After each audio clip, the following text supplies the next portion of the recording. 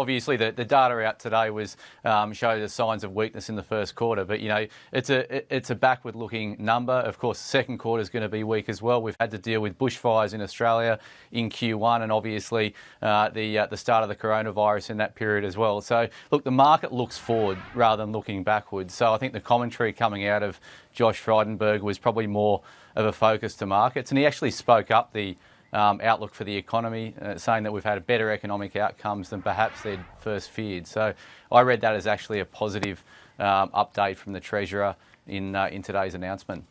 You're also positive on the banks, saying that perhaps they provisioned too much to deal with the coronavirus. Explain that, because we have seen the banks rally a little bit in the last few weeks.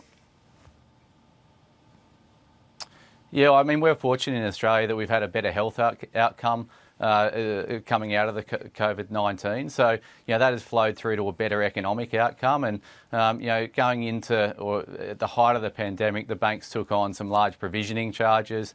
That was with the assistance of some government modelling. So, as I was just saying before, the government were more negative on what the economic outcomes would be post-COVID-19. The fact that we've had a better health outcome, the fact that we've had a better economic outcome to date, banks are very much leveraged to the economy, obviously here in Australia and more broadly.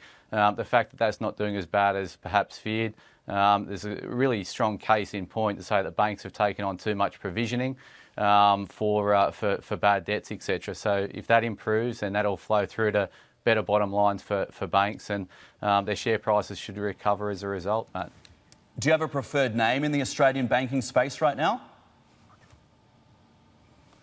Yeah, we've got buys on CBA, and NAB CBA would be our number one pick in the sector. So, it's the most well-capitalised bank. It's the one that's growing its income at the highest clip. So, when banks are under pressure, they've had to cut or suspend dividends here in Australia. CBA being the most well-capitalised bank, dividends are more secure in terms of that. So it trades at a premium to the others, but we think that premium is well and truly warranted. So CBA is our number one pick in the sector.